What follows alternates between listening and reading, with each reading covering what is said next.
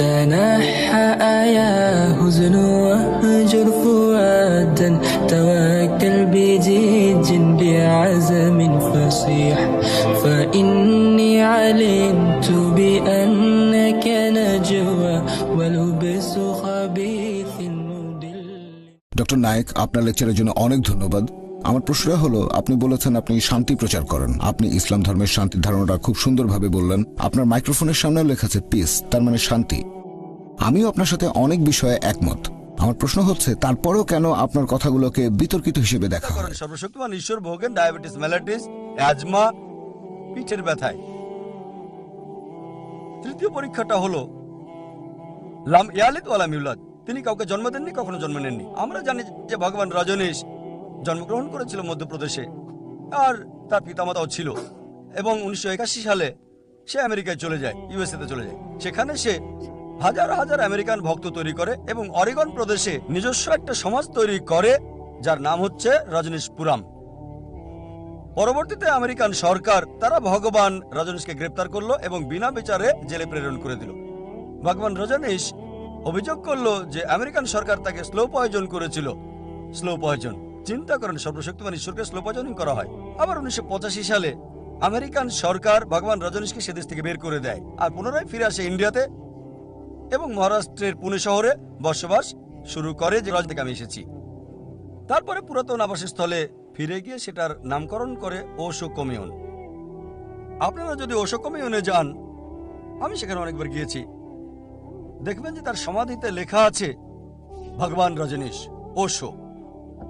কখনো জন্মাননি, কখনো মরেননি, কিন্তু পৃথিবী ভ্রমণ করেছেন 11 ডিসেম্বর 1931 থেকে 19 জানুয়ারি 1990 পর্যন্ত। কখনো জন্মাননি, কখনো মরেননি, কিন্তু পৃথিবী ভ্রমণ করেছিলেন 11 ডিসেম্বর 1931 থেকে 19 জানুয়ারি 1990 পর্যন্ত। তার সমাধিতে তারা এই কথা লিখতে ভুলে গেছে যে পৃথিবীর প্রায় 21টি দেশে ভগবান রজনীশকে ভিসা দেওয়া হয়নি। চিন্তা করেন, সর্বশক্তিমান ঈশ্বর পৃথিবীতে নেমে এসেছেন আর এই পৃথিবীতে ভ্রমণ করতে চান, ভিসা লাগে তার। পৃথিবীর 21টিরও বেশি দেশে তাকে ভিসা দেওয়া হয়নি। গ্রিসের আর্কবিশপ বলেছিলেন, যদি রজনীশকে তোমরা এই দেশ থেকে বের করে না দাও, আমরা তার ঘরবাড়ি পুড়িয়ে দেব, তার অনুসারীদের ঘর পোড়াবো।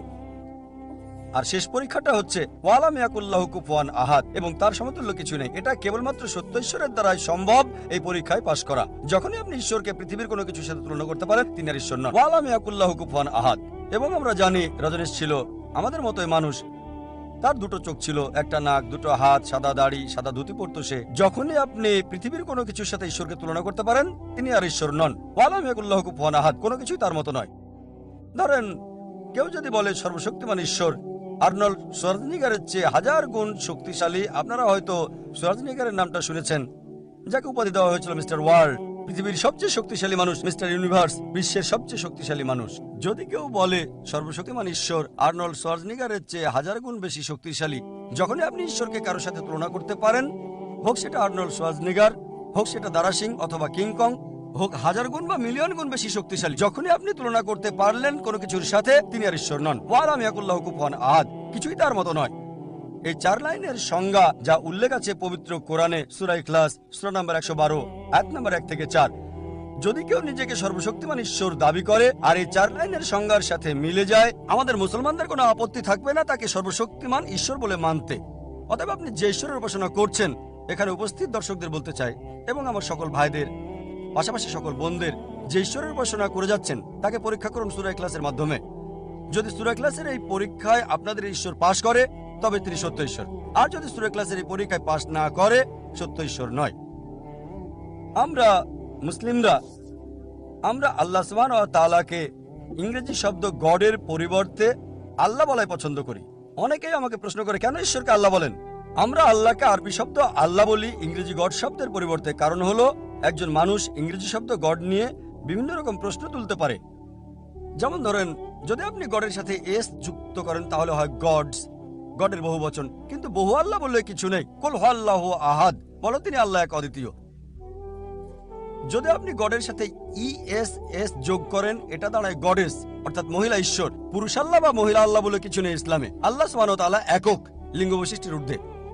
গডের সাথে ফাদার শব্দটি যোগ করলে হয় গড ফাদার, সে আমার গড ফাদার, আমার অভিভাবক। কিন্তু আল্লাহ ফাদার বা আল্লাহ আব্বা বলে কিছু নেই ইসলামে। গডের সাথে মাদার যুক্ত করলে হয় গড মাদার, কিন্তু ইসলামে আল্লাহ মাদার বা আল্লাহ আম্মা বলে কিছু নেই। আল্লাহ শব্দটি একক।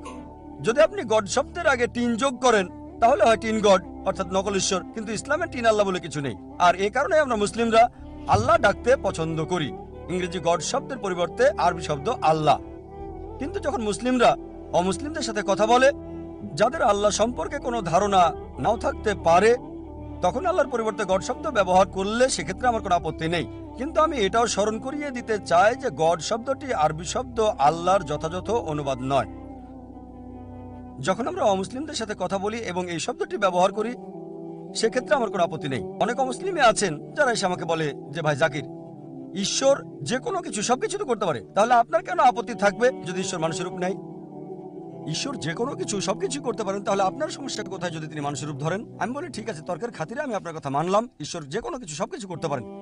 ঈশ্বর মানুষের রূপ ধরতে পারেন। যদি ঈশ্বর মানুষের রূপ ধরেন, তিনি আর ঈশ্বর থাকবেন না তখন। কারণ সর্বশক্তিমান ঈশ্বর আর মানুষের বৈশিষ্ট্য সম্পূর্ণ বিপরীত। সর্বশক্তিমান ঈশ্বর হলেন অমর, আর মানুষ মরণশীল। আপনি এমন কোনো মানুষ পাবেন না যে একই সাথে অমর এবং মরণশীল। হয় পাবেন মরণশীল অথবা অমর। একজন অমর আর মরণশীল পেতে পারেন না, এর কোনো অর্থ হয় না। সর্বশক্তিমান ঈশ্বরের কোনো শুরু নেই, মানব জাতির শুরু আছে। আপনি বলতে পারবেন না ঈশ্বর মানুষ। একজন মানুষ একই সাথে যা শুরু আছে আবার শুরু নেই, এমন হতে পারে না। সর্বশক্তিমান ঈশ্বরের কোনো শেষ নেই, কিন্তু মানুষের শেষ আছে। একই সাথে শেষ আছে আর শেষ নেই, এমনটা কখনো হতে পারে না। এটা অর্থহীন। ব্যাপারটা এমন যে আপনাকে বললাম একজন লম্বা খাটো মানুষ দেখেছি, হয় দেখবো লম্বা মানুষ, না হয় দেখবো খাটো, অথবা একজন মধ্যম মানুষ, কিন্তু হবে না লম্বা খাটো মানুষ। এটা অর্থহীন। আমি এমন দেখবো না যে মোটা চিকন মানুষ, হয় দেখবো মোটা, না হয় দেখবো চিকন, অথবা মধ্যম মানুষ, কিন্তু মোটা চিকন নয়। সুতরাং যদি আপনি বলেন সর্বশক্তিমান ঈশ্বর মানুষের রূপ ধরেছিলেন, তাহলে তিনি সত্যিকারের ঈশ্বর নয়। যদি বলেন সর্বশক্তিমান ঈশ্বর যা চান সবকিছু করতে পারেন, মানব জাতি আমাদের খাওয়ার প্রয়োজন হয়, কিন্তু ঈশ্বরের খাওয়ার কোনো দরকার নাই। আল্লাহ বলেন পবিত্র কোরআনে সূরা আনাম 6 নম্বর সূরা 14 নম্বর আয়াত, তিনি সবাইকে খাওয়ান, তার খাবারের প্রয়োজন হয় না। ঈশ্বরের খাওয়ার কোনো প্রয়োজন নাই। আমরা মানব জাতি, আমাদের ঘুম দরকার, বিশ্রাম দরকার। ঈশ্বরের ঘুম বিশ্রামের কোনো দরকার হয় না। এটা আছে পবিত্র কোরআনে আয়াতুল কুরসিতে সূরা বাকারা 2 নম্বর সূরা আয়াত নম্বর 255, আল্লাহু লা ইলাহা ইল্লা হুয়াল হাইয়ুল কাইয়্যুম লা তাখুযুহু সিনাতুন ওয়া লা নাওম লাহু মা ফিস সামাওয়াতি ওয়া মা ফিল আরদ। তিনি আল্লাহ, এক এবং অদ্বিতীয়, স্বয়ং সম্পূর্ণ, চিরস্থায়ী। তন্দ্রা তাকে স্পর্শ করে না, তার বিশ্রামের কোনো দরকার হয় না। আকাশ এবং ভূমণ্ডলে যা কিছু আছে সবকিছু তার নিয়ন্ত্রণাধীন। এই কারণে যদি আপনি একমত হন যে সর্বশক্তিমান ঈশ্বর সবকিছুই করতে পারেন, আর যদি সর্বশক্তিমান ঈশ্বর মানুষের রূপ ধরেন, আপনাকে এটা মানতে হবে যে তিনি ঈশ্বর নন। সুতরাং যদি একজন মানুষ যিনি ঈশ্বর নন মানুষের রূপ ধরতে পারেন আপনার আমার মতো, তাহলে কেন আমরা আপনার আমার মতো একজন মানুষের উপাসনা করব? এর কোনো মানেই হয় না। যদি কেউ আবার বলেন যে মানুষ ঈশ্বর হয়েছিল, যদি মানবজাতি ঈশ্বর হতে পারে তাহলে আপনি আমিও হতে পারবো, তাহলে মানুষ ঈশ্বর হওয়ার প্রশ্ন আসছে কোথা থেকে? এজন্যই এই যুক্তি যে ঈশ্বর সবকিছু সকল কিছু করতে পারেন। যদি আরেকটু বাড়িয়ে বলেন, যদি ঈশ্বর সকল কিছু করতে পারেন, তাহলে ঈশ্বর মিথ্যা বলতে পারেন। কিন্তু মিথ্যা বলা তো ঈশ্বরের কাজ নয়। যখন ঈশ্বর মিথ্যে কথা বলেন, তিনি আর ঈশ্বর নন। আর এই বিতর্কে সর্বশক্তিমান ঈশ্বর যদি তিনি চান অবিচার করতে পারেন, কিন্তু অবিচার করা ঈশ্বরের কাজ নয়। আল্লাহ বলেন সূরা নিসা 4 নম্বর সূরা আয়াত 40, আল্লাহ সুবহানাহু ওয়া তাআলা কারো প্রতি অনুপরিমাণ অবিচার করেন না। যখন ঈশ্বর অবিচার করেন, তিনি আর ঈশ্বর থাকেন না। এক্ষেত্রে এই কথা বলা যায়, যদি ঈশ্বর সবকিছু সকল কিছু করতে পারেন, যদি সর্বশক্তিমান ঈশ্বর চান, তিনি ভুলে যেতে পারেন, কিন্তু ভুলে যাওয়া ঈশ্বরের কাজ নয়। আল্লাহ বলেন সূরা তাহা 20 নম্বর সূরা আয়াত 52, আল্লাহ সুবহানাহু ওয়া তাআলা কখনো ভুলে যান না। যখনই সর্বশক্তিমান ঈশ্বর ভুলে যান, তিনি আর ঈশ্বর থাকেন না। আর এই কথা যদি আপনি মেনে নেন যে ঈশ্বর সবকিছু সকল কিছু করতে পারেন, সর্বশক্তিমান ঈশ্বর ভুল করতে পারেন, কিন্তু ভুল করা ঈশ্বরের কাজ নয়। আল্লাহ বলেন সূরা তাহা 20 নম্বর সূরা আয়াত 52, আল্লাহ সুবহানাহু ওয়া তাআলা কখনো ভুল করেন না, তিনি কখনো ভুল করেন না। যখনই সর্বশক্তিমান ঈশ্বর ভুল করেন, তিনি আর ঈশ্বর থাকেন না। আর এজন্য যদি আপনি কোরআন পড়েন, কোথাও কোরআনে বলা হয়নি যে আল্লাহ সকল কিছু করতে পারেন। তাহলে কোরআন কি বলছে? ইন্নাল্লাহা আলা কুল্লি শাইইন কাদির, নিশ্চয়ই আল্লাহ সকল কিছুর উপর ক্ষমতাবান। এটা পবিত্র কোরআনে অনেক জায়গায় আছে। সূরা বাকারা 2 নম্বর সূরা আয়াত নম্বর 106, সূরা বাকারা 2 নম্বর সূরা আয়াত 109, সূরা বাকারা 21 নম্বর সূরা 284 নম্বর আয়াত, সূরা আল ইমরান 3 নম্বর সূরা আয়াত 29, সূরা নাহাল 16 নম্বর সূরা আয়াত 77, সূরা ফাতির সূরা নম্বর 35 আয়াত 1। আল্লাহ বলেন ইন্নাল্লাহা আলা কুল্লি শাইইন কাদির, নিশ্চয়ই আল্লাহ সকল কিছুর উপর ক্ষমতাবান। আল্লাহ বলেন সূরা বুরুজে সূরা নম্বর 85 আয়াত নম্বর 16 যে আল্লাহ যা ইচ্ছা তাই করতে পারেন, তিনি যা ইচ্ছা করেন তাই করতে পারেন। কিন্তু সেগুলো করেন না যেগুলো ঈশ্বরের কাজ নয়, যেমন মিথ্যে বলা, যেমন ভুল করা, যেমন ভুলে যাওয়া, যেমন অবিচার করা, মানুষের রূপ ধারণ করা। কোরআন বলছে ইন্নাল্লাহা আলা কুল্লি শাইইন কাদির, নিশ্চয়ই আল্লাহ সকল কিছুর উপর ক্ষমতাবান। আল্লাহ সবকিছু করতে পারেন যা তিনি চান, কিন্তু তা করার ইচ্ছা করেন না যা ঈশ্বরের কাজ নয়, যেমন ভুল করা, যেমন ভুলে যাওয়া, যেমন অবিচার করা, যেমন মানুষের রূপ ধারণ করা। আর এই কারণে সর্বশক্তিমান ঈশ্বর মানুষের রূপ ধারণ করবেন না। এবং কোরআনে এই কথা পরিষ্কার বলছে, সূরা বাকারা সূরা নম্বর 2 আয়াত 18, সুম্মুম বুকমুন উময়ুন ফাহুম লা ইয়ারজিউন। তারা বধির, বোবা, অন্ধ, তারা সত্য পথে ফিরে আসবে না। একই কথা উল্লেখ আছে বাইবেলে, গসপেল অফ ম্যাথিউ অধ্যায় নম্বর 13 অনুচ্ছেদ 13। তারা দেখেও দেখে না, শুনেও শুনে না, আর তারা বুঝেও বোঝে না। এক কথা উল্লেখ আছে ঋগ্বেদে অধ্যায় 10 অনুচ্ছেদ 71 পরিচ্ছেদ নম্বর 4। তারা কথাকে দেখেও দেখে না, কিছু লোক কথা শোনে তারপরেও তারা শোনে না। এইসব ধর্মগ্রন্থ, কোরআন, বাইবেল, বেদ সবগুলোতে উল্লেখ আছে তারা দেখেও দেখে না, শুনেও শোনে না, তারা বুঝেও বোঝে না। এই গ্রন্থগুলোর ভাষা অতি স্পষ্ট, একদম পরিষ্কার যে সর্বশক্তিমান ঈশ্বর একজন, তার কোনো প্রতিমূর্তি নেই, তার কোনো ছবি নেই, কেবল তারই উপাসনা করো। তারপরও মানুষ সুম্মুম বুকমুন উময়ুন ফাহুম লা ইয়ারজিউন। বধির, বোবা, অন্ধ, তারা সত্য পথে ফিরে আসবে না। তারা শুনেও শোনে না, তারা বুঝেও বোঝে না। ঋগ্বেদ অধ্যায় 10 অনুচ্ছেদ 71 পরিচ্ছেদ নাম্বার 4। কিছু লোক কথাকে দেখেও দেখে না, অন্যরা কথা শুনে তথাপি শোনে না তারা। এই ধর্মগ্রন্থগুলো বলছে যে সর্বশক্তিমান ঈশ্বরের সংজ্ঞা এত স্পষ্টভাবে প্রধান প্রধান ধর্মগুলোতে, তারপরও লোকজন আচরণ করে অন্ধের মতো, বোবার মতো, এবং তারা গ্রন্থের অনুসরণ করে না। ইসলাম ছাড়া অধিকাংশ ধর্মেই একটা মতবাদ আছে যেটাকে বলা হয় অ্যানথ্রোপোমরফিজম। অ্যানথ্রোপোমরফিজম মানে সর্বশক্তিমান ঈশ্বর মানুষের রূপ ধারণ করেন, একেই বলা হয় অ্যানথ্রোপোমরফিজম। ইসলাম ছাড়া অধিকাংশ ধর্ম বিশ্বাস করে যে এক সময় সর্বশক্তিমান ঈশ্বর মানুষের রূপ ধরেছিলেন। অনেকে বিশ্বাস করে ঈশ্বর মানুষের রূপ ধরেছেন অনেকবার। আর যখন ওই সমস্ত লোকে জিজ্ঞেস করবেন, তারা আপনাকে একটা যুক্তি দেখাবে যে সর্বশক্তিমান ঈশ্বর অত্যন্ত পবিত্র, তিনি খুবই পবিত্র, তিনি জানেন না মানুষের মধ্যে কি কি অভাব রয়েছে, তিনি মানব জাতির সমস্যাগুলো বুঝতে পারেন না, তিনি এত পবিত্র যে তিনি মানব জাতির অনুভূতিকে বুঝতে পারেন না। এজন্য সর্বশক্তিমান ঈশ্বর খুবই পুত, খুবই দয়ালু, খুবই মহান। তিনি মানুষের রূপ ধরে এসেছিলেন, আর তিনি এসেছিলেন এই পৃথিবীতে মানব জাতির জন্য কোনটা ভালো কোনটা মন্দ তা জানতে, যাতে করে তিনি মানুষের জন্য বিধান দিতে পারেন। আপনি জানেন ঈশ্বর অত্যন্ত পুত, অত্যন্ত পবিত্র, খুবই দয়ালু। তিনি মানুষের সমস্যাগুলো জানেন না, মানুষের অভাবগুলো বুঝতে পারেন না, অনুভূতিগুলো বুঝতে পারেন না। তাই মানুষের রূপে এসেছিলেন মানুষের জন্য কোনটা ভালো কোনটা মন্দ তা নির্ধারণ করতে। আপাত দৃষ্টিতে খুব সুন্দর যুক্তি মনে হবে, কিন্তু আমি এ সকল লোকদের বলবো যে ধরেন আমি একটা টেপ রেকর্ডার তৈরি করলাম, আমাকে কি টেপ রেকর্ডার হতে হবে এটা জানতে যে টেপ রেকর্ডারের জন্য কোনটা ভালো আর কোনটা মন্দ? আমি একটা নির্দেশিকা বই লিখবো। যদি আপনি থামাতে চান স্টপ বাটন চাপুন, এটাকে উপর থেকে ফেলবেন না তাহলে নষ্ট হয়ে যাবে, এটাকে পানিতে ভেজাবেন না নষ্ট হয়ে যাবে। আমি নির্দেশিকা বই লিখে দেবো, আমার টেপ রেকর্ডার হওয়ার প্রয়োজন নেই এটা জানতে যে টেপ রেকর্ডারের জন্য কোনটা ভালো কোনটা মন্দ, কারণ নিজেই এটা তৈরি করেছি আমি। একইভাবে যেহেতু সর্বশক্তিমান ঈশ্বর হলেন মানব জাতির স্রষ্টা, তার মানুষের রূপ ধরার কোনো প্রয়োজন নেই মানুষের জন্য কোনটা ভালো কোনটা মন্দ সেটা জানতে। তাহলে তিনি কি করবেন? একটি নির্দেশিকা পুস্তক প্রেরণ করবেন, এবং সর্বশেষ ও চূড়ান্ত নির্দেশিকা বই মানুষের জন্য, সেটা হলো পবিত্র কোরআন। পবিত্র কোরআন হলো সর্বশেষ ও চূড়ান্ত নির্দেশিকা বই মানুষের জন্য, যা সর্বশক্তিমান ঈশ্বর প্রেরণ করেছেন। মানুষের জন্য কোনটা ভালো কোনটা মন্দ কোরআনেই উল্লেখ আছে। সর্বশক্তিমান ঈশ্বরের মানুষের রূপ ধরতে হয় না, তিনি কি করেন? নির্দেশিকা প্রেরণ করেন। তিনি মানুষের মধ্য থেকে একজনকে বাছাই করেন আর তার সাথে যোগাযোগ রক্ষা করেন ভিন্ন পন্থায়, যাদেরকে আমরা আল্লাহর নবী বা রাসূল বলে থাকি। তাকে পৃথিবীতে নেমে আসতে হয় না, মানুষের রূপ ধরতে হয় না, মানুষের জন্য কোনটা ভালো কোনটা মন্দ তা জানতে। তিনি তো স্রষ্টা, তিনি নির্দেশিকা প্রেরণ করেন। আর সর্বশেষ ও চূড়ান্ত নির্দেশিকা হচ্ছে পবিত্র কোরআন। পবিত্র কোরআন বলছে সূরা ইসরা সূরা নম্বর 17 আয়াত নম্বর 110, কুলিদুল্লাহ আবিদুর রহমান আয়ামা তাদু ফালাল আসমাউল হুসনা। বলো তাকে আল্লাহ বলো অথবা রহমান, তাকে যে নামেই তোমরা ডাকো সকল সুন্দর সুন্দর নামই রয়েছে তার। আপনি আল্লাহ সুবহানাহু ওয়া তাআলাকে যে কোনো নামে ডাকতে পারেন, কিন্তু সেটা অবশ্যই সুন্দর নাম হতে হবে, আল্লাহ সুবহানাহু ওয়া তাআলা কর্তৃক প্রদত্ত নাম হতে হবে, এমন নাম নয় যাতে মনে কোনো ছবি ভেসে ওঠে। কমপক্ষে 99টি বিভিন্ন নামের কথা আল্লাহ সুবহানাহু ওয়া তাআলা পবিত্র কোরআনে উল্লেখ করেছেন। আর রহমান, আর রহিম, আল হাকিম, অতি মহান, অতি দয়ালু, সবচেয়ে জ্ঞানী, কমপক্ষে 99টি। এগুলোর মধ্যে প্রধান হলো আল্লাহ।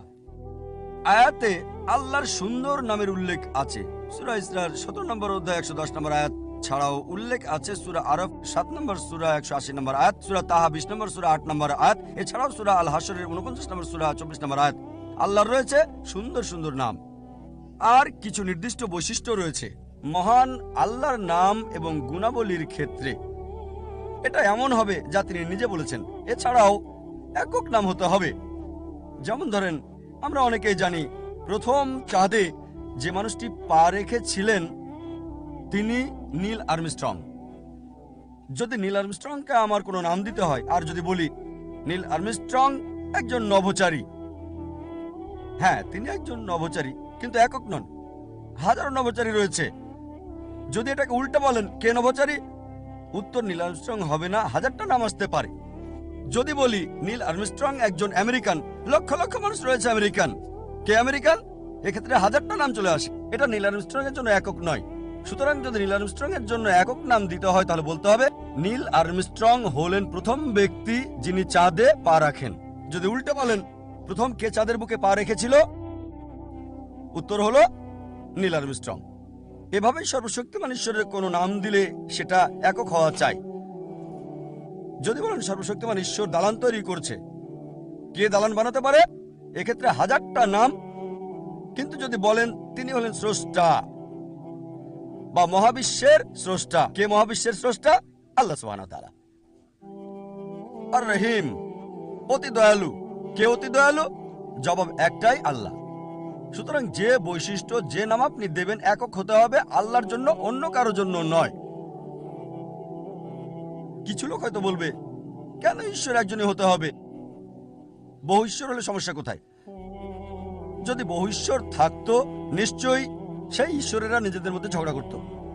আমরা এমনটাই দেখি বিভিন্ন ধর্মের মিথ গল্পে, এক ঈশ্বর আরেক ঈশ্বরের সাথে যুদ্ধ করছে, একজন আরেকজনকে সাহায্য করছে তৃতীয় জনের সাথে যুদ্ধ করতে। আপনি কি এমন ঈশ্বরে বিশ্বাস করবেন যাকে পরাজিত করা যায়, যাকে হত্যা করা যায়? আর কিছু লোক বলে কেন একাধিক ঈশ্বর হবে না, সূর্যের জন্য একজন, মেঘের জন্য একজন, বাতাসের জন্য একজন। চিন্তা করেন, প্রত্যেকের জন্য একজন করে, প্রত্যেক বিষয় এক একজন আলাদা আলাদা ভাবে নিয়ন্ত্রণ করে। প্রত্যেকের জন্য ভিন্ন ঈশ্বর থাকার চেয়ে এক ঈশ্বর থাকা যুক্তিসঙ্গত, যার সবকিছুর উপর নিয়ন্ত্রণ আছে। ঈশ্বরের ঈশ্বরে যুদ্ধ, এটা খুবই অযৌক্তিক। এ কারণেই পবিত্র কোরআন বলছে সূরা আম্বিয়া সূরা নম্বর 21 22 নম্বর আয়াতে যে আল্লাহ ছাড়া যদি অন্য কোনো প্রভু থাকতো নিশ্চয়ই আসমান ও জমিন ধ্বংস হয়ে যেত। সূরা মুমিনুনও আছে 23 নম্বর সূরা 91 নম্বর আয়াত। আল্লাহ সুবহানাহু ওয়া তাআলার কোনো সন্তান নেই। আল্লাহ ছাড়া যদি অন্য কোনো ইলাহ থাকতো প্রত্যেকে আপন সৃষ্টি নিয়ে চলে যেত এবং একে অন্যের উপর চড়াও হতো। অবশ্যই তারা নিজেরা ঝগড়া করত। আর মিথ গল্পে আমরা এরকমই দেখি। সবচেয়ে ভালো এবং যুক্তিসঙ্গত হলো এক ঈশ্বর, এক এবং একক, সর্বশক্তিমান, সবকিছুর উপর ক্ষমতাবান। এ কারণেই যদি আপনি প্রধান প্রধান ধর্মগুলোর গ্রন্থ পড়েন, প্রায় সব গ্রন্থই প্রধান ধর্মগুলোর তারা বলছে সর্বশক্তিমান ঈশ্বর একজন, তার কোনো প্রতিমূর্তি নেই, তাকে কেউ জন্ম দেয়নি, তিনি এক অদ্বিতীয়। আর সময়ের আবর্তে অধিকাংশ গ্রন্থই কোরআন ব্যতীত প্রায় সবগুলোকেই পরিবর্তন করা হয়েছে। আল্লাহ বলেন পবিত্র কোরআনের সূরা বাকারা 2 নম্বর সূরা 79 নম্বর আয়াতে, فويل للذين يكتبون الكتاب بأيديهم ثم يقولون هذا من عند الله ليشتروا به ثمنا قليلا فويل لهم مما كتبت أيديهم وويل لهم مما يكسبون। অভিশাপ তাদের যারা নিজের হাতে কিতাব রচনা করে আর বলে এটা আল্লাহর পক্ষ হতে, নিকৃষ্ট মূল্য লাভের জন্য। যা উপার্জন করে তার জন্য শাস্তি, যা রচনা করে তার জন্য শাস্তি। এখানে কোরআন বলছে লোকেরা নিজ হাতে গ্রন্থ রচনা করে আর বলে এটা আল্লাহর পক্ষ হতে। এ কারণে সময়ের সাথে সাথে কোরআনের আগের সবগুলো গ্রন্থকেই পরিবর্তন করা হয়েছে, যেহেতু সেগুলো সর্বশেষ এবং চূড়ান্ত বার্তা ছিল না। সর্বশক্তিমান ঈশ্বর এগুলোকে সংরক্ষণ করেননি, কারণ ওগুলো ছিল পূর্ববর্তী বাণী। কিন্তু এত দূষণ হওয়া সত্ত্বেও, সংযোজন সত্ত্বেও, পরিবর্তন সত্ত্বেও প্রধান প্রধান গ্রন্থগুলোর অবশিষ্ট অংশে, তাদের গ্রন্থে আপনি দেখবেন একত্ববাদের কথা, সর্বশক্তিমান ঈশ্বরের একত্বের কথা। তার কোনো প্রতিমূর্তি নেই, কাউকে জন্ম দেননি, তিনি এক অদ্বিতীয়, কোনো কিছুই তার মতো নয়। যদি আপনি ঈশ্বরের ধারণা বিশ্বাস করেন তাহলে তা গ্রন্থ অনুযায়ী হতে হবে। কিছু ধর্ম রয়েছে যেগুলো হচ্ছে নীতি কথা, যেগুলোকে ধর্ম না বললেও চলে, যেমন বুদ্ধ ধর্ম। তারা ঈশ্বরের বিষয়ে কিছু বলে না, ঈশ্বরের ব্যাপারে তারা একেবারে নীরব। অনেক নীতি ব্যবস্থা, যা আমি শুরুর দিকে বলেছি, যেমন কনফুসিয়ানিজম, এগুলোতে ঈশ্বরের ধারণার চেয়ে নীতি কথাই বেশি। এবং সে সমস্ত লোক যারা নাস্তিক, যেমন জৈন ধর্ম ইত্যাদি, যারা নীতিবাদী অথবা নাস্তিক, তাদেরকে আমার ভিডিও ক্যাসেট দেখতে বলা যায় কোরআন কি আল্লাহর বাণী। অনেক আগে লেকচার দিয়েছি। সম্প্রতিও এই এখন থেকে 2 মাস আগে 24শে নভেম্বর বোম্বেতে পিস এক্সিবিশনের দ্বিতীয় দিনে মানবতার সমাধান, কোরআন কি আল্লাহর বাণী, যদি তারা ওই আলোচনাটা দেখে, ইনশাল্লাহ যদি মানুষটা যুক্তিবান হয়, কোরআনের সাহায্যে আমি প্রমাণ করেছি আল্লাহ সুবহানাহু ওয়া তাআলার অস্তিত্ব। এই বিষয়ে ইসলাম যা বলে, ইসলাম শুধু একত্ববাদে বিশ্বাসী করতে বলে না, ইসলাম তাওহীদে বিশ্বাস করতে বলে।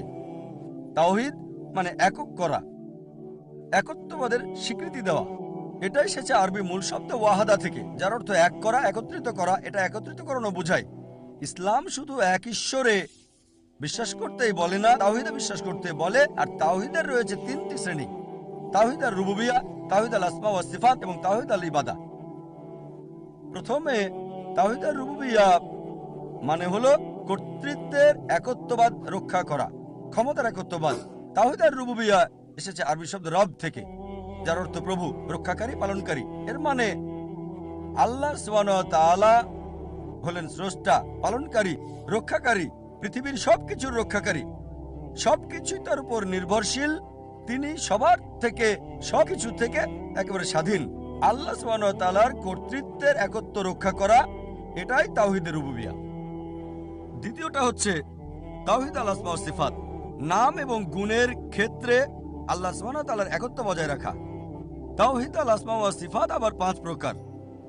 প্রথম হচ্ছে আপনি যে নামেই আল্লাহ সুবহানাহু ওয়া তাআলাকে ডাকবেন, তা হবে তার দেওয়া নামগুলোর মধ্যে একটা। আপনি নিজে কোনো নাম দিতে পারবেন না, বলতে পারবেন না আল্লাহ হলেন আল গাদিব, ক্রোধান্বিত।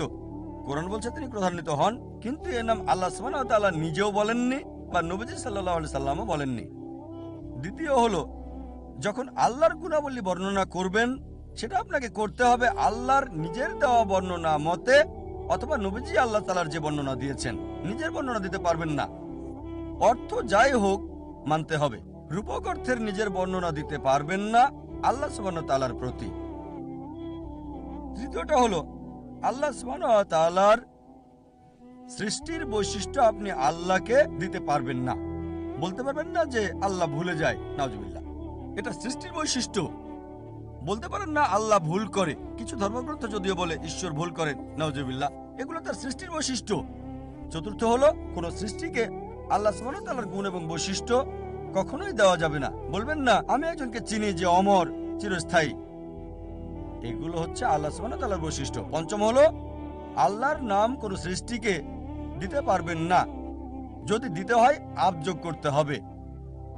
যেমন ধরেন বলতে পারবেন না আর রহিম, বলতে হবে আব্দুর রহিম, পরম দয়ালুর একজন ভৃত্য। শুধু আল্লাহর পূর্বে কোনো কিছু যুক্ত করতে পারবেন না। অন্যগুলোতে পারবেন, আবার বলতে পারবেন না আব্দুর রাসূল, রাসূলের ভৃত্য, এমনটা করতে পারবেন না। তাহলে তাওহীদের আল আসমা ওয়া সিফাত ভঙ্গ হবে। তৃতীয়টা হচ্ছে তাওহীদ আল ইবাদা, ইবাদতে একত্ব বজায় রাখা। ইবাদা এসেছে আরবি মূল শব্দ আব থেকে, যার অর্থ সেবা করা, একজন দাস, একজন ভৃত্য, একজন সেবক। আমাদেরকে ইবাদতের একত্ব বজায় রাখতে হবে। ইবাদত আল্লাহর আর কারো নয়। তাওহীদ আল ইবাদা হলো ইবাদতের একত্ব বজায় রাখা। ইবাদত আল্লাহর, অন্য কারো নয়। যদি প্রথম দুটো অনুসরণ করেন, তাওহীদ আর রুবুবিয়া মানে আল্লাহ হলেন প্রভু, রব, রক্ষাকারী, স্রষ্টা, আর পাশাপাশি তাওহীদ আল আসমা ওয়াস সিফাত, তাকে সুন্দর সুন্দর নাম এবং গুণাবলী দিলেন, স্রষ্টা ইত্যাদি। কিন্তু যদি আল্লাহকে বাদ দিয়ে অন্য করে ইবাদত করেন, তাহলেও তাওহীদ নষ্ট হবে। কোরআনে এই কথা অনেকবার উল্লেখ আছে। আল্লাহ সুবহানাহু ওয়া তাআলা পবিত্র কোরআনে বলেছেন, সূরা ইউনূস 10 নম্বর সূরা 31 নম্বর আয়াতে, মক্কার অগ্নি উপাসকদের ব্যাপারে, মুশরিকদের ব্যাপারে আল্লাহ বলেন, যখন তুমি তাদের বলবে কে আসমান এবং জমিন থেকে রিজিকের ব্যবস্থা করে, দৃষ্টি এবং শ্রবণ শক্তি কার হাতে, কে মৃতকে জীবিত করে আর জীবিতকে মৃত করে, সবকিছু কে নিয়ন্ত্রণ করে, তারা বলবে আল্লাহ। তারপরও কেন তোমরা কেবল তার ইবাদত করো না? তার মানে আল্লাহ মক্কার আরব মুশরিকদের কথা বলছেন। তিনি বলছেন তারা আল্লাহকে বিশ্বাস করত, আল্লাহকে আল্লাহ বলতো, সুন্দর নাম দিত, সুন্দর গুণাবলীও। তাওহীদ আর রুবুবিয়্যাহ ছিল, তাওহীদ আল আসমা ওয়া সিফাতও সেখানে ছিল, কিন্তু তারা আল্লাহকে দিয়ে অন্য কিছুর উপাসনা করত। একই কথা বলা হয়েছে সূরা যুখরুফ সূরা নাম্বার 43 আয়াত নাম্বার 87। যখন তুমি তাদের বলবে কে তোমার এই জীবন দিয়েছে, তারা বলবে আল্লাহ, তাহলে কেন তোমরা তার সাথে কাউকে শরীক করো? তার মানে আমরা বুঝলাম যে শুধু দুটি প্রকারই যথেষ্ট নয়, তাওহীদে তিনটি প্রকারই সমানভাবে গুরুত্বপূর্ণ। যদি আপনি যে কোনো একটি প্রকার ভঙ্গ করেন তাহলে এটা হবে শিরক। শিরক ইসলামে সবচেয়ে বড় গুনাহ। আরবি শিরক মানে শরীক স্থাপন করা। ইসলামিক পরিভাষায় এর মানে আল্লাহর সাথে কাউকে শরীক করা। এটা সবচেয়ে বড় গুনাহ। তাওহীদের এই তিন প্রকারের যে কোনো একটা যদি ভঙ্গ করেন আপনি শিরক করছেন। ইসলামের সবচেয়ে বড় অপরাধ এটি। আল্লাহ বলেন পবিত্র কোরআনে সূরা নিসার 4 নম্বর সূরা 48 নম্বর আয়াত, আল্লাহ কখনোই ক্ষমা করবেন না তার সাথে কাউকে শরীক করা।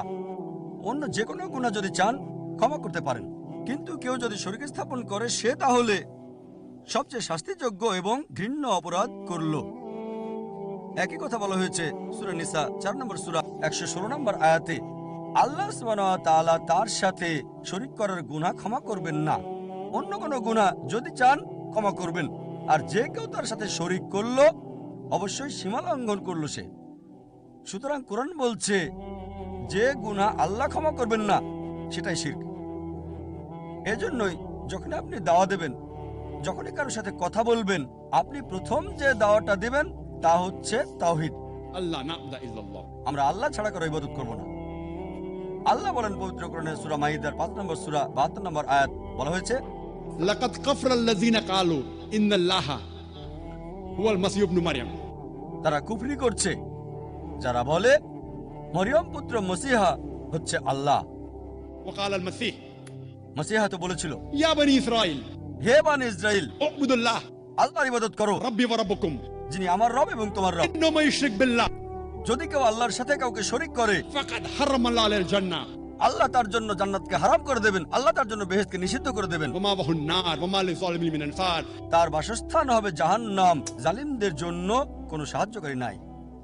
যীশু খ্রিস্ট ভাই সাল্লাল্লাহু আলাইহি সাল্লাম বলেছেন, ইন্নাহু মান ইউশরিক বিল্লাহ যে কেউ আল্লাহর সাথে কাউকে শরীক করলো ফাকাদ হারামাল্লাহু আলাইহিল জান্নাহ, আল্লাহ তার জন্য জান্নাতকে হারাম করে দেবেন, ওয়া মাওয়াহুন নার ওয়া মা লিযালিমিন মিন আনসার, তার আবাসস্থল হবে জাহান্নাম, আর তার জন্য কোনো সাহায্যকারী থাকবে না।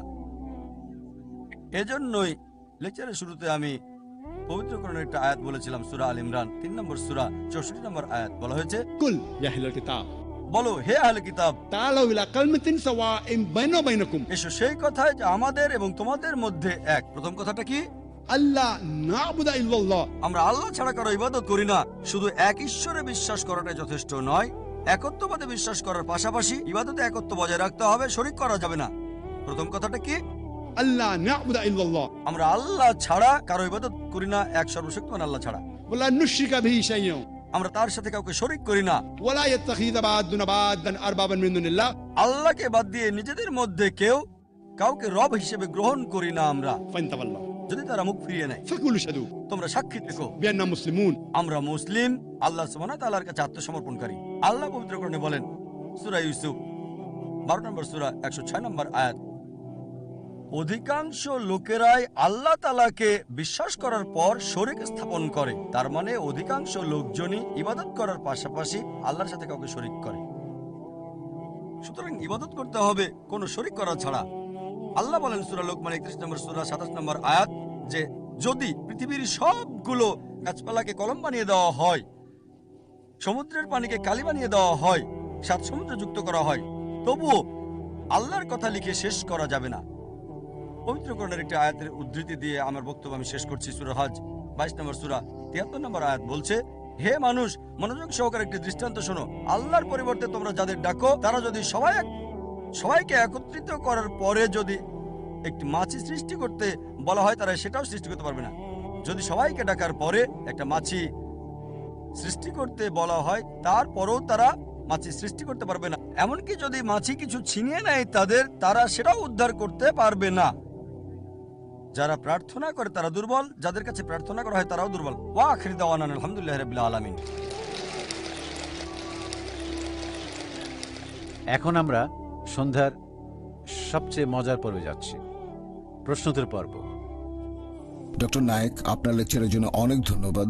আমার প্রশ্নটা হলো, আপনি বলেছেন আপনি শান্তি প্রচার করেন। আপনি ইসলাম ধর্মের শান্তির ধারণাটা খুব সুন্দরভাবে বললেন। আপনার মাইক্রোফোনের সামনে লেখা আছে পিস, তার মানে শান্তি। আমিও আপনার সাথে অনেক বিষয়ে একমত। আমার প্রশ্ন হচ্ছে, তারপরেও কেন আপনার কথাগুলোকে বিতর্কিত হিসেবে দেখা হয়?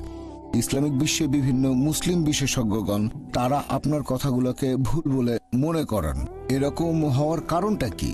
আপনি বললেন যে হোম সেক্রেটারি আপনাকে যুক্তরাজ্যে নিষিদ্ধ করেছেন মিডিয়ার ষড়যন্ত্রের কারণে। তারপরেও অনেকেই কেন আপনার কথাগুলোকে অপছন্দ করে? ভাই, খুব সুন্দর প্রশ্ন করেছেন। আমি যদি শান্তির বাণী প্রচার করি, শান্তি প্রচার করি, তারপরেও অনেকে আমার বিরুদ্ধে, মুসলিম আছে, অমুসলিম আছে, যুক্তরাজ্যের হোম সেক্রেটারি। ভাই, আপনাকে বুঝতে হবে, যখন কেউ জনপ্রিয় হয়ে যায় তখন অবশ্যই তার বিরুদ্ধে কিছু লোক থাকবে। সেই জনপ্রিয় মানুষটা ভালো কাজ করতে পারে, খারাপ কাজও করতে পারে। আমি আপনাকে একটা সুন্দর উদাহরণ দিচ্ছি। বর্তমানে মাইকেল এইচ হার্ট নামে একজন লেখক, তিনি একটা বই লিখেছেন, পৃথিবীর ইতিহাসে প্রভাবশালী 100 জন মানুষ। তিনি খ্রিস্টান হলেও তালিকায় 1 নম্বরে রেখেছেন সবচেয়ে প্রভাবশালী মানুষ নবী মুহাম্মদ সাল্লাল্লাহু আলাইহি সাল্লামকে। এমনিতেও দেখবেন যে মুসলিমরা তাদের নবীকে ইতিহাসের সবচেয়ে গুরুত্বপূর্ণ আর প্রভাবশালী মানুষ বলে মনে করে থাকে। অনেক অমুসলিমও ব্যাপারটাকে এভাবেই দেখে থাকে। তবে যদি ভালো করে দেখেন যে এই পৃথিবীতে যে মানুষটার বিরুদ্ধে সবচেয়ে বেশি বই লেখা হয়েছে তিনিও নবী মুহাম্মদ সাল্লাল্লাহু আলাইহি সাল্লাম। সেই বইটাতে তালিকায় 2 নম্বরে আছেন স্যার আইজ্যাক নিউটন। তিনি আসলে সব মানুষের কাছে সেভাবে পরিচিত নন, তিনি ছিলেন বিজ্ঞানী। সেই তালিকায় 3 নম্বরে আছেন যীশু খ্রিস্ট বা ঈসা আলাইহিস সালাম। খেয়াল করলে এটাও দেখবেন, পৃথিবীর ইতিহাসে যার বিরুদ্ধে দ্বিতীয় সর্বোচ্চ বই লেখা হয়েছে তিনি হলেন যীশু খ্রিস্ট বা ঈসা আলাইহিস সালাম। এই বইগুলো দেখে আমি কি এমন সিদ্ধান্ত নেব যে নবী মুহাম্মদ সাল্লাল্লাহু আলাইহি ওয়াসাল্লাম এবং যীশু খ্রিস্ট বা ঈসা আলাইহিস সালাম তারা ভালো মানুষ ছিলেন না? আপনাকে বুঝতে হবে, যখন কেউ জনপ্রিয় হয়ে যায় অবশ্যই তার বিরুদ্ধে কিছু লোক দাঁড়িয়ে যাবে। আর যুক্তরাজ্যের হোম ডিপার্টমেন্টের কথা অনুযায়ী 2009 সালে আমি যখন এসেছিলাম এখানে, একটা বিশ্বস্ত সূত্রে আমি জেনেছিলাম যুক্তরাজ্যের হোম ডিপার্টমেন্টের তথ্য অনুযায়ী পৃথিবীতে সবচেয়ে জনপ্রিয় ইসলামিক স্যাটেলাইট চ্যানেল হচ্ছে পিস টিভি। আর যুক্তরাজ্যের সবচেয়ে বেশি যে ইসলামিক স্যাটেলাইট চ্যানেল দেখা হয় সেটাও পিস টিভি। শুধুমাত্র মুসলিমরা যে দেখে তা নয়, অনেক অমুসলিমও পিস টিভি দেখে। এই রিপোর্টই বলছে পৃথিবীতে সবচেয়ে জনপ্রিয় ইসলামিক বক্তা হলেন ডক্টর জাকির নায়েক। আর যুক্তরাজ্যের সবচেয়ে জনপ্রিয় ইসলামিক বক্তাও ডক্টর জাকির নায়েক। এই কারণে হোম ডিপার্টমেন্ট আমাকে অনুরোধ করেছিল যে আমি সেই মুসলিমদের কাছে পৌঁছাতে পারবো কি না যাদের কাছে ইউকে সরকার পৌঁছাতে পারছে না। তবে এখন সরকার পরিবর্তন হয়েছে আর আমার মনে হয় এটা আসলে একটা রাজনৈতিক পদক্ষেপ, কোনো আইনি পদক্ষেপ নয়। আর হয়তো তারা চেয়েছিল জনপ্রিয় কাউকে, যাতে সবাইকে জানাতে পারে আমরা মুসলিমদের বিরুদ্ধে খুব কঠোর। আর আমার মতামত জানতে চাইলে বলবো, আমি রাজনৈতিক নেতাদের চেয়ে বিচার বিভাগের উপর বেশি ভরসা করে থাকি।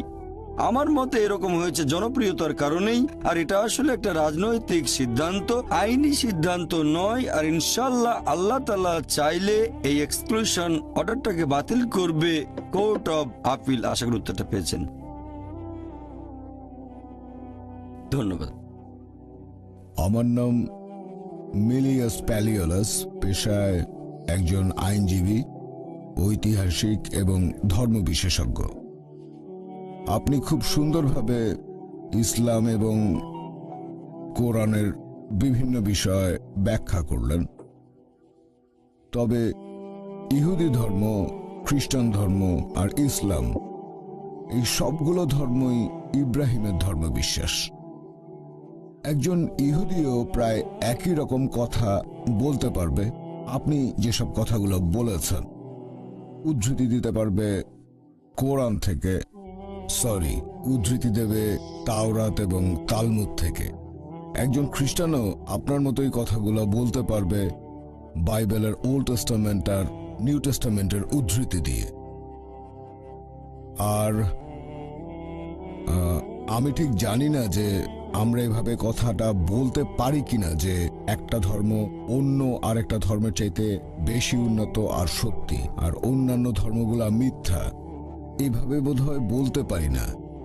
এটার ফলাফল কি হতে পারে? এসব কারণেই একসময় ক্রুসেড হয়েছিল। ইতিহাস বলছে। আপনি সুবিচার আর শান্তির কথা বললেন। পবিত্র বাইবেলেও এই সুবিচার আর শান্তির কথাই অনেক বেশি বলা হয়েছে, অনেক বেশিবার বলা হয়েছে, পবিত্র আত্মার চাইতে অনেক বেশি। আর খ্রিস্টান ধর্মের অনুসারীরাও অনেক শান্তিপ্রিয়। 313 খ্রিস্টাব্দে রোমান সম্রাট তাদের সমর্থন করেন। এখন আপনার কথাগুলোর সাথে ইহুদি বা খ্রিস্টান ধর্মের কথার পার্থক্যটা কি, আর তার ফলাফল কি হতে পারে? ভাই, খুব সুন্দর প্রশ্ন করেছেন। আমি আপনার সঙ্গে একমত। যদি ইহুদিদের ধর্মগ্রন্থ পড়ে দেখেন, খ্রিস্টান ধর্মগ্রন্থ, সেখানেও দেখবেন শান্তির কথা আছে। আমি আমার কোনো লেকচারে এরকম কথা কখনোই বলিনি যে অমুক ধর্মটা শান্তির বিরুদ্ধে অথবা অমুক ধর্মটা সন্ত্রাসবাদকে সমর্থন করে। আমি বলেছি সবগুলো ধর্মই সন্ত্রাসবাদের বিরুদ্ধে। আমি আমার লেকচারে আরেকটা কথাও বলেছিলাম যে কোরআনের একটা আয়াত, সূরা মাইদা অধ্যায় 5 আয়াত 32, এই আয়াতটা খুব জোরালোভাবে বলছে।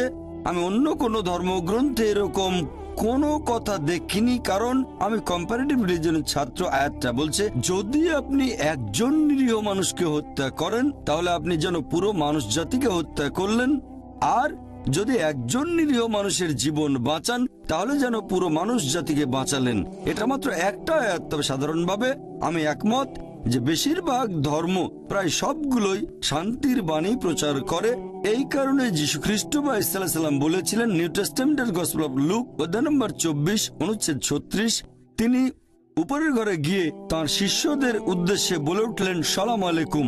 এটার মানেও একই, তোমাদের উপর শান্তি বর্ষিত হোক, হিব্রুতে।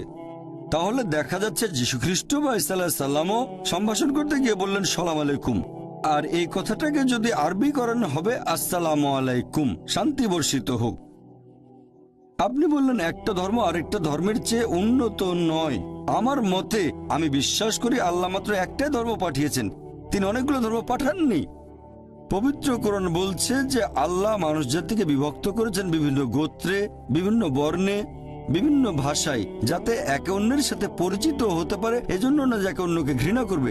একমাত্র আল্লাহ তাআলা যে ধর্মটা পাঠিয়েছেন সব নবী রাসূলগণের কাছে, হোক তিনি মুসা অথবা হোক যিশু বা ঈসা আলাইহিস সালাম, মুসা আলাইহিস সালাম, মুহাম্মদ সাল্লাল্লাহু আলাইহি সাল্লাম, সেটা হচ্ছে আল্লাহর কাছে নিজের ইচ্ছাকে সমর্পণ করা। আর আমি বিশ্বাস করি যে নবী রাসূলগণ সবাই, যেমন ধরেন আদম, নূহ, মুসা, যিশু, মুহাম্মদ, তারা সবাই শান্তিতে থাকুন। তারা সবাই একটা ধর্মই প্রচার করেছেন, এক আল্লাহকে বিশ্বাস করা আর তার ইবাদত করা, আল্লাহ তাআলার কাছে নিজের ইচ্ছাকে সম্পূর্ণভাবে সমর্পণ করা। আশা করি উত্তরটা পেয়েছেন। গুড আফটারনুন, আমার নাম এজিওস্প্রি, আমি অক্সফোর্ড ইউনিয়নের সেক্রেটারি। আমি একটা ছোট প্রশ্ন করব। আপনি বললেন যে হিজাব মহিলাদেরকে নিরাপত্তা দেবে। আমার মতে এই হিজাব অবশ্যই তাদের ছোট করে। যদি কোনো মহিলা এভাবে চিন্তা করে, এটার উত্তরে কি বলবেন? আপনার প্রশ্নটা যেন কি? আপনি আপনার লেকচারে হিজাবের কথা বললেন যে এটা নাকি মহিলাদের নিরাপত্তা দেবে। এখন একজন মহিলা যদি হিজাব পরার সিদ্ধান্ত নেয়, সেখানে তাহলে সে মহিলাকে ছোট করা হচ্ছে। বোন, সুন্দর প্রশ্ন করেছেন। আমি বলেছিলাম যে মহিলারা হিজাব পালন করবে। এখন হিজাব পালনের সিদ্ধান্ত নিয়ে মহিলারা তো নিজেকে ছোট করছে, এটা তাদের নিচু করছে। পবিত্র কোরআন পড়লে দেখবেন কোরআন এবং ইসলাম এই হিজাবের বিধান দিয়েছে। তার মানে মহিলারা শরীর ঢেকে রাখবে, যে অংশটা দেখা যাবে সেটা হচ্ছে মুখ আর কবজি পর্যন্ত হাত। এটা করা হচ্ছে শালীনতার জন্য। আর এই কথাটা যে শুধু কোরআনে বলা হয়েছে তা নয়, এই কথাটা বলা হয়েছে বাইবেলেও। বাইবেল পড়লে দেখবেন 1 তিমথি অধ্যায় নম্বর 2 অনুচ্ছেদ 9 বলা হয়েছে যে মহিলারা শালীনতার সাথে তাদের পোশাক পরবে, তাদের পোশাক হবে ভদ্র, এবং তারা চুলে বড় খোপা করবে না, চুলে স্বর্ণ বা মুক্তা দেবে না। এরপর আরো বলা হয়েছে 1 করিন্থিয়ান্স অধ্যায় নম্বর 11 অনুচ্ছেদ 5 ও 6, যে মহিলা মাথা ঢেকে রাখে না সে নিজেকে অসম্মান করে, তার চুল কেটে দেওয়া উচিত। আমি এটার সঙ্গে একমত নই। এখানে বাইবেলের উদ্ধৃতি দিচ্ছি। একইভাবে বেদ পড়লে দেখবেন বলা হয়েছে মহিলারা মাথা ঢেকে রাখবে। তাহলে সবগুলো ধর্মগ্রন্থই বলছে যে মহিলারা কাপড় দিয়ে মাথা ঢাকবে। এটা শালীনতার জন্য, এটা মহিলাদের ছোট করার জন্য নয়। আর আপনারা দেখবেন আমার বিরুদ্ধে একটা অভিযোগ করা হয়েছিল এরকম যে ডক্টর জাকির নায়েক বলেছেন মহিলারা যদি হিজাব না পরে আর যদি তারা পশ্চিমা পোশাক পরে তাহলে তাদের ধর্ষণের শিকার হওয়ার সম্ভাবনা থাকে। এখানেও আসলে ভুল উদ্ধৃতি দেওয়া হয়েছে। আমি বলেছিলাম যে মহিলারা খোলামেলা পোশাক পরলে ধর্ষিত হওয়ার সম্ভাবনা বেশি থাকে। আমি আরেকটা কথা বলি যে সানডে টাইমস পত্রিকা, যে পত্রিকা আমার বিরুদ্ধে খবর ছেপেছিল 1 বছর আগে 2009 সালে মার্চ মাসের 9 তারিখে সানডে টাইমসে এটা ছাপা হয়েছিল যে ব্রিটেনে প্রতি 7 জনে 1 জন মনে করে যেসব মহিলারা খোলামেলা পোশাক পরে তাদের আঘাত করা উচিত। দুঃখিত, আমি এটার সঙ্গে একমত নই। এটা একটা পরিসংখ্যান যেটা দেওয়া হয়েছিল সানডে টাইমস পত্রিকায় 2009 সালে মার্চ মাসের 9 তারিখে যে ব্রিটেনে প্রতি 7 জনে 1 জন ব্রিটিশ মনে করে যে মহিলারা খোলামেলা পোশাক পরে তাদের আঘাত করা উচিত। এর সঙ্গে আমি একমত নই। এছাড়াও আরেকটা খবর ছাপা হয়েছিল, সেটা 2005 সালে সেই একই পেপার সানডে টাইমস বলা হয়েছে যে ব্রিটিশদের মধ্যে শতকরা 26 জন মনে করে যে খোলামেলা পোশাক মহিলাদের ধর্ষিত হওয়ার পেছনে আংশিক বা সম্পূর্ণভাবে দায়ী। তাই আমি মনে করি আপনি যত বেশি শালীনভাবে পোশাকটা পরবেন তত বেশি সম্মান পাবেন। তাই ইসলামে মহিলাদের জন্য এই হিজাবের বিধান দেওয়া হয়েছে তাদের ছোট করার জন্য নয়, উপরে তোলার জন্য। আমি একমত যে কালচারে পার্থক্য থাকবে। ইসলাম কাউকে পালন করার জন্য জোর করতে পারে না। কালচারে পার্থক্য থাকবে। যেমন ধরেন, আমি একটা উদাহরণ দিচ্ছি যে কিছু সমাজে তারা মনে করে যে মহিলাদের দিকে তাকানোটাও অভদ্রতা। কিছু সমাজ মনে করে তাকালে কোনো সমস্যা নেই, তবে কোনো মহিলাকে স্পর্শ করলে অভদ্রতা। আবার কিছু সমাজ মনে করে হ্যান্ডশেক করলে কোনো সমস্যা নেই। কিছু সমাজ মনে করে চুমু দিলেও সমস্যা নেই। কিছু সমাজ মনে করে একটা ছেলে আর একটা মেয়ে নিজের ইচ্ছা যা কিছু করতে পারে, সমস্যা নেই। তাহলে এক এক সমাজে এক এক কালচারে এক এক রকম নিয়ম কানুন দেখতে পাবেন। একবার গিয়েছিলাম আমেরিকায় একটা লেকচার অনুষ্ঠানে। একজন আমেরিকান বললেন, তোমাদের প্রাচ্যের মহিলারা খুবই অভদ্র। অবাক হলাম। বললাম, আপনি প্রাচ্যের মহিলাদের অভদ্র বলছেন কেন? তিনি তখন বললেন, তোমাদের প্রাচ্যের মহিলারা তারা পেট অনাবৃত রাখে। তাহলে আমেরিকা আর পশ্চিমা দেশগুলোতে পেট ঢেকে না রাখাটা হচ্ছে অভদ্রতা, আর ভারতে পেট না ঢাকাটা অভদ্রতা নয়, শর্টস পরাটা হচ্ছে অভদ্রতা। তাহলে বোন, আপনাকে বুঝতে হবে কালচারে পার্থক্য থাকবে, নিয়মে পার্থক্য থাকবে। ইসলাম জোর করতে পারে না পালন করার জন্য। পবিত্র কোরআনে পরিষ্কার বলা হয়েছে সূরা বাকারা অধ্যায় 2 আয়াত নম্বর 256, লা ইকরাহ ফিদ্দিন। দিনের ব্যাপারে কোনো জবরদস্তি নেই। তবে যদি একজন মহিলা হিজাব পালন করতে চায় কারণ তারা মনে করে যে এভাবে শালীন থাকবে, সম্মান পাবে, আমার মতে অন্য মহিলাদের দ্বিমত হওয়া উচিত না। আমি যখন যুক্তরাজ্যে গিয়েছিলাম তখন হাজার হাজার মহিলাকে দেখেছি আমি যারা মাথা ঢেকে রেখেছে। তারা মনে করে এতে মর্যাদা বাড়ছে, কারণ হচ্ছে শালীনতা। আশা করি উত্তরটা পেয়েছেন।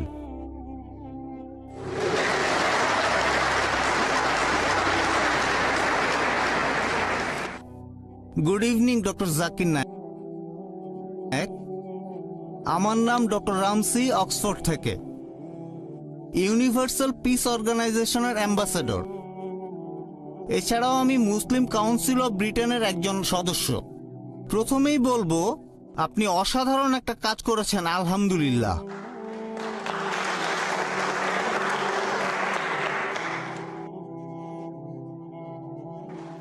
এবারে আমার প্রশ্নটা,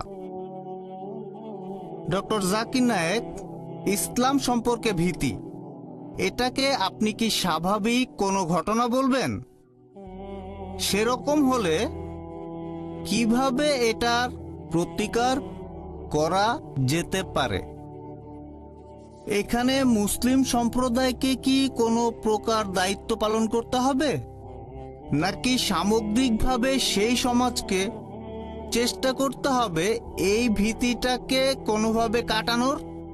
আমার মতে সব ধরনের ভয় তৈরি হয় যখন দেখা যায় জিনিসটা আমাদের অজানা, অচেনা। ধন্যবাদ ভাই, খুব সুন্দর প্রশ্ন করেছেন যে ইসলাম সম্পর্কে ভীতিটা কি স্বাভাবিক ঘটনা। কিভাবে প্রতিকার করা যায়, এখানে কি মুসলিম সম্প্রদায়কে সেই দায়িত্ব পালন করতে হবে? হ্যাঁ, ইসলাম সম্পর্কে ভীতি আছে এমনকি এই 20 শতাব্দীতেও। আর আমি আমার লেকচারে বলেছিলাম, আমার মতে ইসলাম সম্পর্কে এই ভীতির অন্যতম একটা কারণ হচ্ছে এই মিডিয়া। এছাড়াও লেকচারে বলেছিলাম যে ইসলাম ধর্ম সম্পর্কে মিডিয়া বেশ কিছু ভুল ধারণা প্রচার করে থাকে। আমি এ ব্যাপারে একমত যে এখানে আমাদের মুসলিমদের দায়িত্ব হচ্ছে আমরা ইসলামের সত্যের বাণী প্রচার করব। আমি জানি মুসলিমদের মধ্যেও কিছু কুলাঙ্গার আছে। আমি বলছি না যে মুসলিমরা সবাই 100% ধার্মিক, সবাই ভালো। সব সম্প্রদায়ের ভেতরে কুলাঙ্গার আছে, মুসলিমদের ভেতরে। মিডিয়া এখানে কি করে? তারা মুসলিম সম্প্রদায় থেকে এই কুলাঙ্গারদের বেছে নেয় আর প্রচার করে যে এরাই হচ্ছে আদর্শ মুসলিম। আমাদের যেটা করতে হবে, আমরা প্রচার করব কোরআনের সঠিক শিক্ষাটা আর নবী মুহাম্মদ সাল্লাল্লাহু আলাইহি ওয়াসাল্লামের হাদিসগুলো। আর যদি কোনো মুসলিম এমন কোনো কাজ করে যেটা ইসলাম ধর্মের বিরুদ্ধে যায়, সেটা যদি সন্ত্রাসবাদ হয়ে থাকে, যদি নিরীহ মানুষকে মারা হয়, তাহলে আমাদের মুসলিমদের দায়িত্ব এই সব লোকদের জানানো যে এটা হচ্ছে হারাম। কিছু মানুষ ভুল পথে পরিচালিত হয়েছে আর তাদের ব্রেন ওয়াশ করা হয়েছে, তাই তারা বলে যে নিরীহ মানুষ হত্যা করাটা ইসলামের একটা অংশ, এজন্য পুরস্কার পাবেন। আমাদের দায়িত্ব হবে মূলধারার মুসলিম হিসেবে ইসলামের সঠিক আর সত্যের বাণী প্রচার করা আর এই সব মুসলিমদের ভুল পথে যেতে না দেওয়া। এটা 1 নম্বর পয়েন্ট। 2 নম্বর পয়েন্ট, আমাদের দায়িত্ব হবে যে দেশে বাস করি সে দেশে সরকারকে এটা জানানো যে ইসলাম একটা শান্তির ধর্ম। আর আমি বিশ্বাস করি যে মুসলিমরা হবে সমাধানের একটা অংশ, কোনো সমস্যার অংশ নয়। সরকারের এটা ভাবা ঠিক হবে না যে মুসলিমরা সমস্যার একটা অংশ, ভাবা উচিত যে মুসলিমরা সমাধানের একটা অংশ। এই একই পরামর্শ আমি ভারতের পুলিশকেও দিয়েছি আর বোম্বের পুলিশ সদস্যদের সাথে প্রায় দেখা সাক্ষাৎ হয়। আমি তাদের বলি যে মুসলিমদের ব্যাপারে আপনারা বিশ্বাস করতে পারেন। সবচেয়ে ভালো হয় যদি কথাবার্তা বলেন। আমি বিভিন্ন দেশের পুলিশ অফিসারদের সাথে কথা বলেছি। আমরা চেষ্টা করব বিভিন্ন প্রশ্নের উত্তরগুলো দিতে, ভুল ধারণাগুলো তাদের কাছ থেকে দূর করে দিতে, আর প্রমাণ করব যে ইসলাম আসলে একটা সহনশীল ধর্ম, এটা শান্তির ধর্ম। আর আপনি যদি ইসলামের শিক্ষাগুলো জানেন তাহলে আপনি তাকে কখনোই ভয় পাবেন না যে সত্যিকারের মুসলিম। আমি মুসলিম সম্প্রদায়ের কুলাঙ্গাদের কথা বলছি না। আশা করি উত্তরটা পেয়েছেন।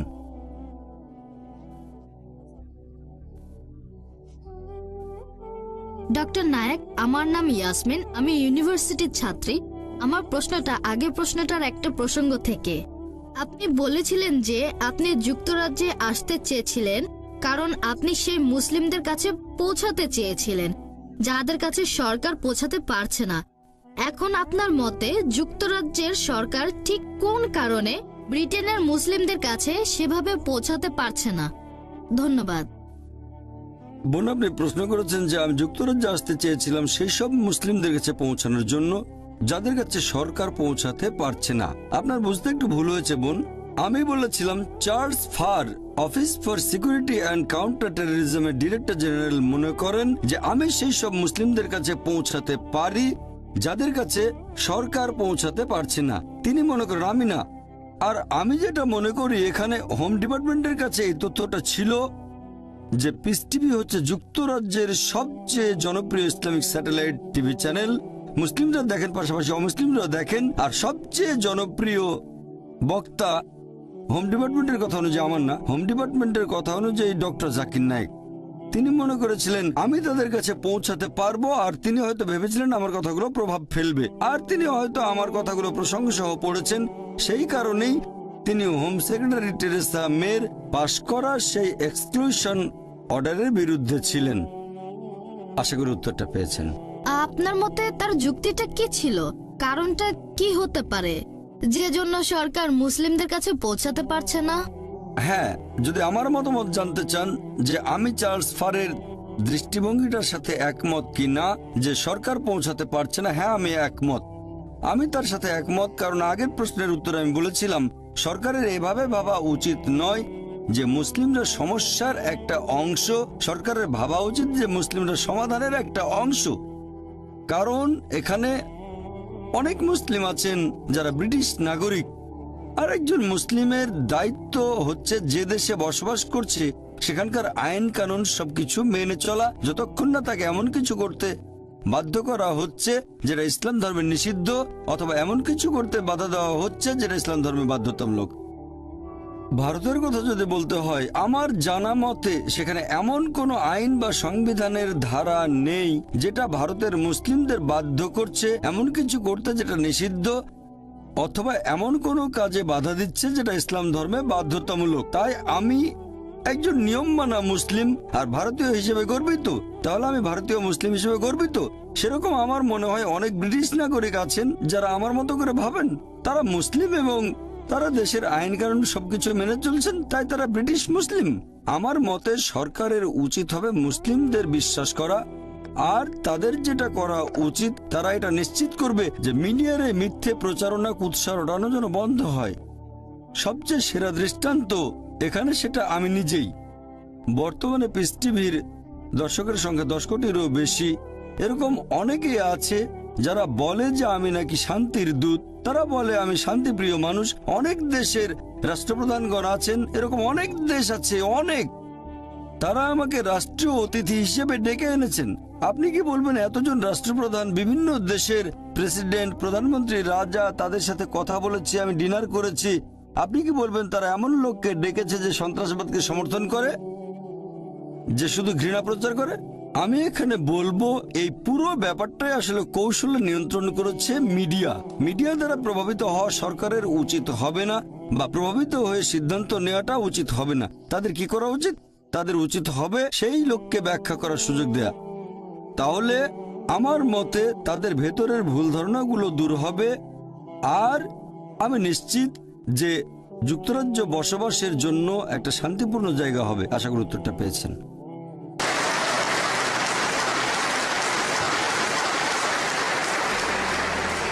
আমরা অনুষ্ঠানটি পরিচালনা করলাম স্যাটেলাইট লিংকের মাধ্যমে।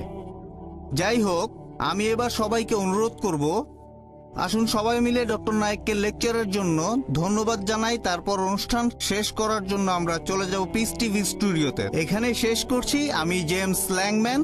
ধন্যবাদ।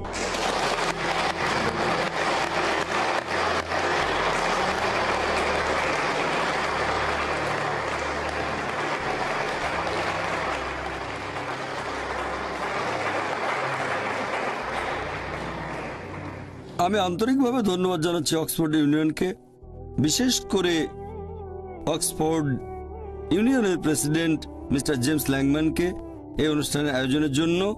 তারা যেভাবে আমাকে আমন্ত্রণ জানিয়েছেন সেটারও প্রশংসা করছি এই লেকচারের জন্য।